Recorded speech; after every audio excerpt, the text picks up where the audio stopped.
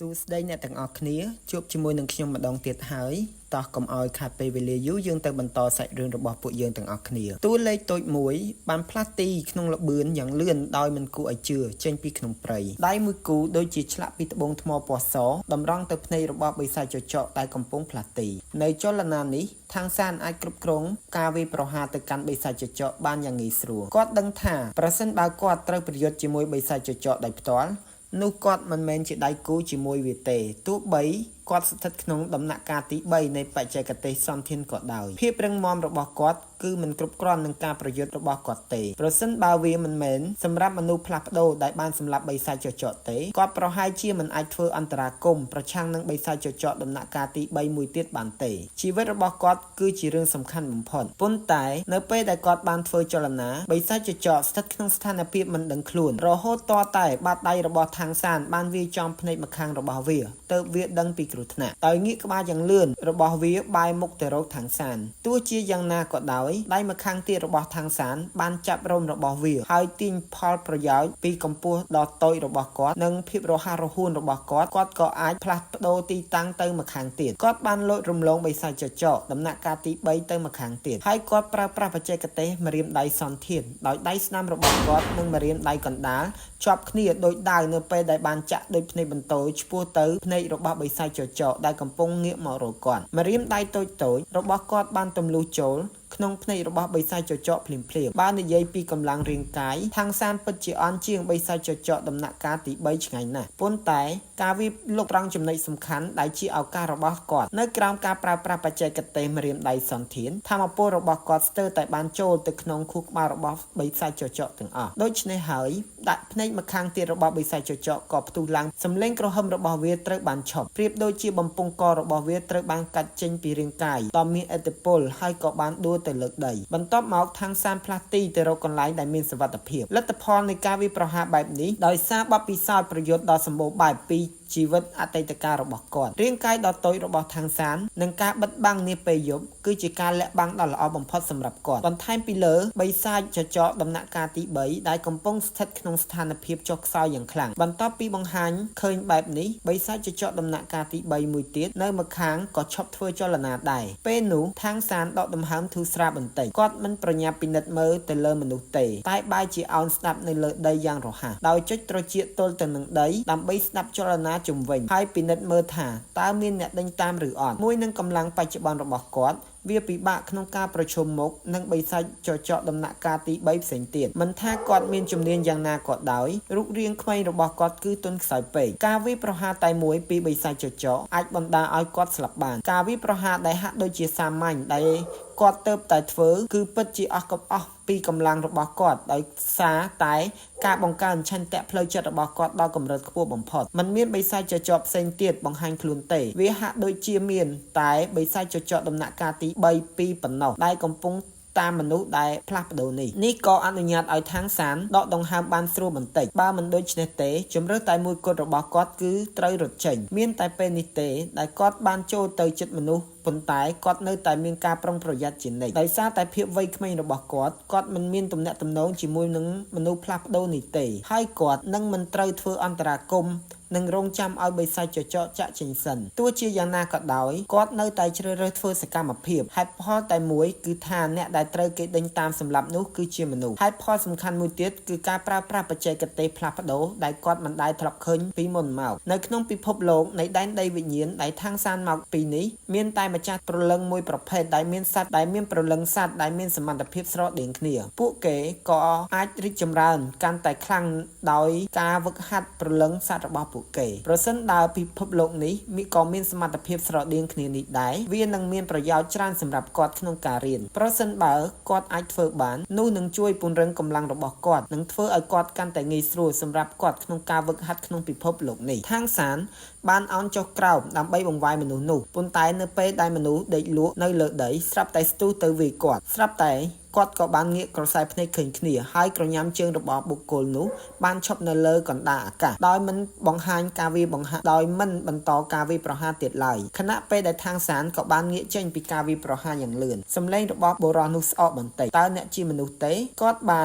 មានអាយុខ្ទង់20ឆ្នាំមុខស្លេកប៉ុន្តែគាត់នៅតែសង្ហាទោះបីជាមានឈាមហូរចេញពីច្រមុះនិងមាត់ក៏ដោយមកដល់ពេលនេះທາງសានអាចមើលឃើញរបួសនៅក្នុងទ្រូងនិងពោះរបស់បុរសនោះជាមួយនឹងឈាមហូរបន្ទាប់មកທາງសានងក់ក្បាលទៅកាន់បុរសនោះរួចក៏ដើរទៅក្បែរគាត់បុរសនោះហាក់ដូចជាបាត់បង់កម្លាំងអស់ហើយដេកទៅនឹងដីនិងរបួសរបស់គាត់ក៏ចាប់ផ្ដើមរីកធំឡើងដោយមិនស្ទាក់ស្ទើរທາງសានបានធ្វើការព្យាបាលគាត់យ៉ាងលឿនបញ្ហាដ៏ធំបំផុតរបស់បុរសនោះគឺការបាត់បង់ឈាមច្រើនហួសប្រមាណនិងដាច់សរសៃខាងក្នុងទោះបីជាមានសមត្ថភាពក្នុងការព្យាបាលក៏ដោយក៏ທາងសានមិនអាចជួយសង្គ្រោះគាត់បានដែរតែអាចពន្យាពេលឲ្យគាត់បានយូរបន្តិចគាត់បានខាត់ឈាមត្រង់ចំណុចពោះឲ្យបុរសនោះបន្ទាប់មកគាត់បានហែកអាវរបស់បុរសនោះទៅសង្កត់ទៅនឹងមុខរបួសដើម្បីកុំឲ្យមានឈាមហូរលឿនថែមទៀតមានតែពេលនេះទេដែលທາងសានបានប្រើប្រាស់បច្ចេកទេសសន្ធានបញ្ចូលធម្មពលទៅក្នុងរបួសរបស់បុរសនោះដើម្បីទប់ស្កាត់ឈាមហូរបន្ថែមទៀតបុរសនោះបានធូរស្រាលបន្តិចម្ដងបន្ទាប់មកທາងសានបាននិយាយថា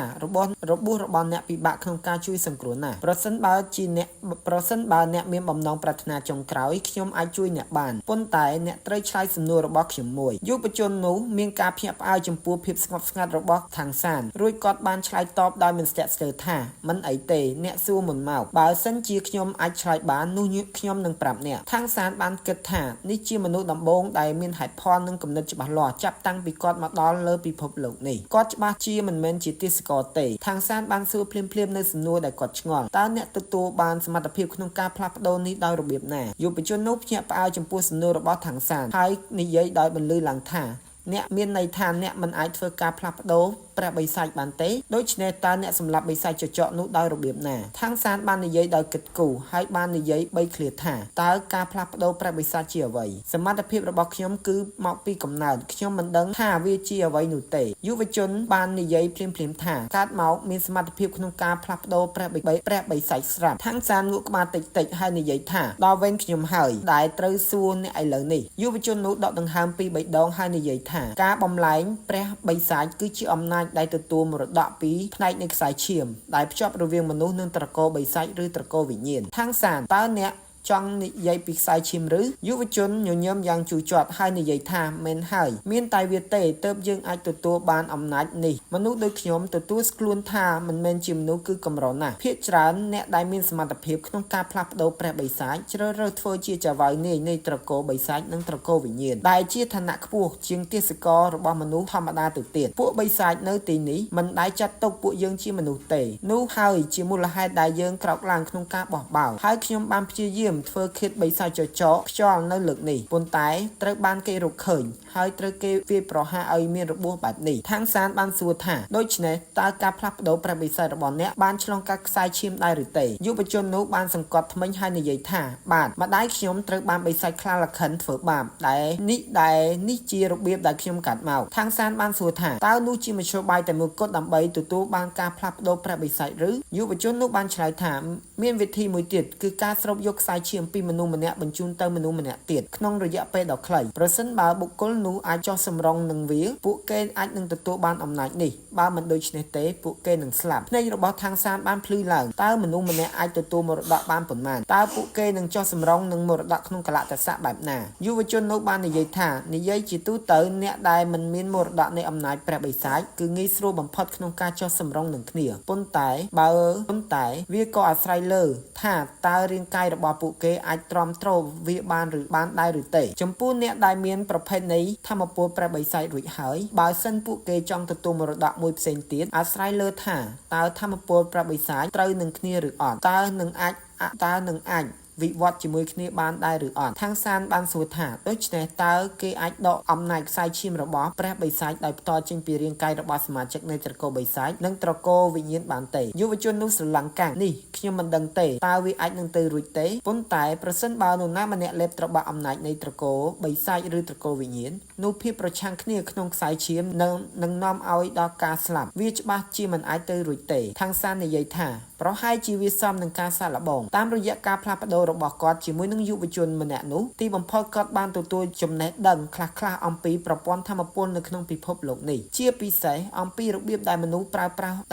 នប្រើប្រាស់វាចំណុចសំខាន់នៃការផ្លាស់ប្ដូររបស់ព្រះបិសាចគឺដើម្បីទទួលថាមពលនៃត្រកូលបិសាចនិងត្រកូលវិញ្ញាណប៉ុន្តែដោយសារតែជាមរតកខ្សែឈាមរបស់មនុស្សនោះកាន់តែខ្សោយដូច្នេះវាប្រកាសជាមិនខ្លាំងដូចត្រកូលបិសាចនិងត្រកូលវិញ្ញាណខ្លួនឯងនោះទេទោះជាយ៉ាងណាក៏ដោយមនុស្សដែលមានសមត្ថភាពផ្លាស់ប្ដូរព្រះបិសាចមានលក្ខណៈធម្មជាតិខ្លាំងជាងមនុស្សធម្មតាទៅទៀតវាហាក់ដូចជាប្រសិនបើគាត់ចង់ក្លាយជាមនុស្សខ្លាំងជាងនេះយ៉ាងឆាប់រហ័សគាត់នឹងត្រូវខិតខំប្រឹងប្រែងចូលទៅក្នុងការផ្លាស់ប្ដូរព្រះបិសាចរបស់គាត់ທາງសានបានសួរទៅយុវជនម្នាក់នោះថាតើអ្នកមានអ្វីដែលចង់ប្រគល់ឲ្យខ្ញុំទេយុវជនបាននិយាយដល់ទឹកមុខជូរជាត់ថាខ្ញុំឈ្មោះស៊ូជានស៊ីនដៃរបស់ខ្ញុំត្រូវបានបិសាចខ្លាលខិនសម្លាប់លើលោកនេះខ្ញុំលែងមានសាច់ញាតិទៀតហើយក្នុងវ័យកុមារភាពរបស់គាត់អ្នកមានធម៌ពលដើម្បីប្រយុទ្ធជាមួយនឹងបិសាចចចកដំណាក់កាលទី3ដូច្នេះការផ្លាស់ប្ដូរព្រះបិសាចរបស់អ្នកត្រូវតែមានធម៌ពលខ្លាំងប្រសិនបើអ្នកចង់ឲ្យអ្នកចូលរួមជាមួយនឹងមនុស្សឲ្យដើម្បីការពារនិងសង្គ្រោះរួចផុតពីសេចក្តីស្លាប់និងទាសករខ្ញុំសង្ឃឹមថាអ្នកមិនប្រកែកទេសម្រាប់ការផ្លាស់ប្ដូរព្រះបិសាចខ្ញុំអាចប្រគល់អំណាចព្រះបិសាចរបស់ខ្ញុំទៅអ្នកបានហើយតើអ្នកស្រូបឬអត់គឺការសម្រេចចិត្តរបស់អ្នកប៉ុន្តែប្រសិនបើអ្នកមានអារម្មណ៍ថាមិនអាចទៅរួចទេកុំបង្ខំវាអីທາງសានសួរដោយចង់ដឹងថានិកាយរបស់អ្នកវាហៅថាអ្វីហើយវានៅឯណាស៊ូជានស៊ីបាននិយាយថានៅគ្រប់ទីក្រុងធំនៃត្រកូលបិសាចនិងត្រកូលវិញ្ញាណអ្នកនឹងរកឃើញដាននៃនិកាយរបស់យើងខ្ញុំមិនអាចផ្ដល់ឲ្យអ្នកនៅទំនាក់ទំនងជាក់លាក់មួយបានទេប៉ុន្តែខ្ញុំជឿថាប្រសិនបើអ្នកធំឡើងហើយអ្នកចង់ស្វែងរកអ្នកប្រកាសជាឃើញពួកគេជាមិនខានកាយរបស់យើងត្រូវគេហៅថានិកាយជួយមនុស្សជាតិពេលគាត់និយាយស្រាប់តែលេចចេញនៅពណ៌ក្រហមនៅលើមុខរបស់គាត់រាងកាយរបស់គាត់ចាប់ផ្ដើមញ័រយ៉ាងខ្លាំងហើយពន្លឺពណ៌លឿងស្លេកបានចាប់ផ្ដើមឆេះជុំវិញគាត់អ្នកមិនចាំបាច់ប្រាប់ខ្ញុំថាអ្នកជានរណានោះទេប៉ុន្តែខ្ញុំជឿថាថ្ងៃណាមួយអ្នកនឹងផ្ដួលរលំត្រកូលបិសាចនិងត្រកូលវិញ្ញាណទាំងនោះហើយអនុញ្ញាតឲ្យមនុស្សជាតិក្លាយជាម្ចាស់ពិភពលោកនេះពិតប្រាកដដើម្បីជួយមនុស្សជាតិយើងត្រូវតែតស៊ូនិងរឹងមាំកុំខ្វល់នឹងសមាជិករបស់ខ្ញុំហើយកុំលាតត្រដាងខ្លួនឯងនៅពេលដែលគាត់ឈានដល់ចុងបញ្ចប់នៃជីវិតសម្លេងរបស់គាត់ចាប់ផ្ដើមចុះខ្សោយប៉ុន្តែចង្កោមនៃពន្លឺពណ៌លឿងកាន់តែខ្លាំងឡើងទីបំផុតបានប្រែទៅជាពណ៌លឿងភ្លឺដែលព្យួរទៅនឹងមុខគាត់បាល់ពណ៌លឿងបញ្ចេញពន្លឺមកលើមុខរបស់ທາງសានភ្នែករបស់ស៊ូជានស៊ីនពោពេញទៅដោយក្តីប្រាថ្នានិងពន្លឺចាញ់ចាំងដូចនឹងជំនឿនៅពេលដែលគម្លាតបានបង្កើតឡើងគាត់បានដួលរលំបន្តិចម្ដងគម្លងហោះហើរនៅលើអាកាសប្រែពណ៌និងគេចចេញហើយທາງសានអាចមានអារម្មណ៍ថាមានធម៌ពលចម្លែកនៅក្នុងវាហាក់បីដូចជារលាយបាត់គ្រប់ពេលវេលាយ៉ាងណាមិញវាគឺជាកេរដំណែលរបស់ស៊ូជីស៊ីនក្នុងគ្រាដែលគាត់ស្លាប់ដោយមិនស្ទាក់ស្ទើរគាត់បានលើកដៃរបស់គាត់ហើយដាក់បាតដៃទៅនឹងបាល់ហើយស្រូបវាចូលក្នុងខ្លួនរបស់គាត់ស៊ូជីស៊ីនបាននិយាយថាអ្នកដែលមិនអាចឆ្លងកាត់បានខ្លះអ្នកដែលមិនបានឆ្លងកាត់ការផ្លាស់ប្ដូរព្រះបិសាចគឺអ្នក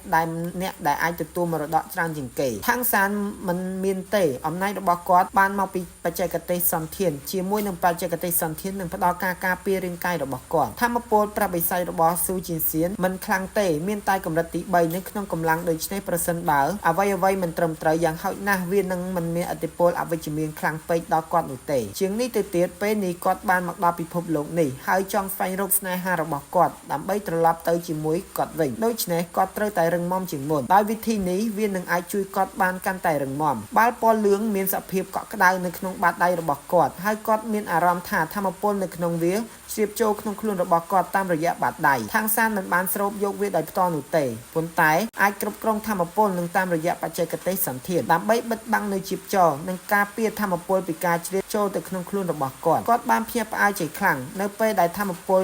នៃការផ្លាស់ប្ដូររបស់ព្រះបិសាចហូរចូលក្នុងខ្លួនរបស់គាត់បន្ទាប់មកគាត់បានដំណើរការបច្ចេកទេសសន្តានដោយស្ងៀមស្ងាត់ហើយគាត់រកឃើញភ្លាមថាធម៌ពលពណ៌លឿងបានរួមចូលយ៉ាងឆាប់រហ័សក្នុងបច្ចេកទេសសន្តានរបស់គាត់ជាមួយនឹងអារម្មណ៍កក់ក្ដៅពេញរាងកាយរបស់គាត់ថែមទាំងមានអារម្មណ៍ថាបច្ចេកទេសសន្តានរបស់គាត់គឺបានប្រសើរឡើងជាខ្លាំងហើយខ្សែឈាមរបស់គាត់ត្រូវបានចិញ្ចឹមដោយពន្លឺពណ៌លឿងបានចាប់ផ្ដើមផ្លាស់ប្ដូរបន្តិចម្ដង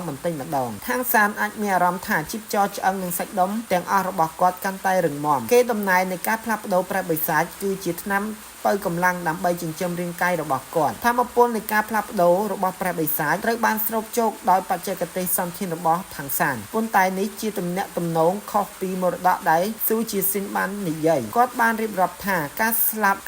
ការទទួលមរតកមានហានិភ័យខ្ពស់ប្រសិនបើខ្សែឈាមនោះមិនត្រូវគ្នាទោះនោះវាអាចបណ្ដាលឲ្យស្លាប់ភ្លាមៗបានប៉ុន្តែក្នុងដំណើរការរបស់ថងសានមិនមានអារម្មណ៍ថាមានការគំរាមកំហែងដល់ស្លាប់ឬគ្រោះថ្នាក់អ្វីទាំងអស់បច្ចេកទេសសន្តានហាក់បីដូចជាអនុញ្ញាតឲ្យការផ្លាស់ប្ដូរព្រះបិសាចត្រូវបានស្រូបយកយ៉ាងឆាប់រហ័សនេះគួរឲ្យចាប់អារម្មណ៍ជាខ្លាំងនៅពេលដែលគាត់រំលាយធម្មពលមរតកទាំងនេះគាត់ឆ្ងល់ថាតើគាត់នឹងទទួលបានសមត្ថភាពរបស់ខ្លាលខិនដែលគាត់បានឃើញពីមុនដែរឬអត់ដោយការគិតនោះថងសានក៏មានគំនិតមួយរំពេចគាត់បានផ្លាស់ប្ដូរយ៉ាងលឿនទៅកាន់សាកសពរបស់បិសាចចចកដំណាក់កាលទី3ហើយដាក់បាតដៃគាត់ទៅលើដងខ្លួនរបស់វាគាត់បានចាក់បញ្ចូលធម្មពលទៅក្នុងខ្លួនរបស់បិសាចចចកបិសាចចចកទើបតែស្លាប់រាងកាយរបស់វានៅតែក្តៅនៅពេលដែលធម្មពលសន្តានបានចូលទៅក្នុងថងសានមានអារម្មណ៍ថាធម្មពលខ្សោយនៅក្នុងខ្លួនរបស់បិសាចចចកភ្លាមៗនៅពេលដែលបច្ចេកទេសសន្តានរបស់គាត់បានតាក់ទងជាមួយនឹងធម្មពលក្នុងខ្លួនបិសាចចចកនោះវាដូចជាមេដែកបន្ទាប់មកវាក៏ស្រូបនឹងបញ្ជូនចូលទៅក្នុងបច្ចេកទេសសន្តានវាមិនមានធម្មពលច្រើននោះទេថងសានប្រកាសថានេះគឺជាខ្សែឈាមរបស់បិសាចចចក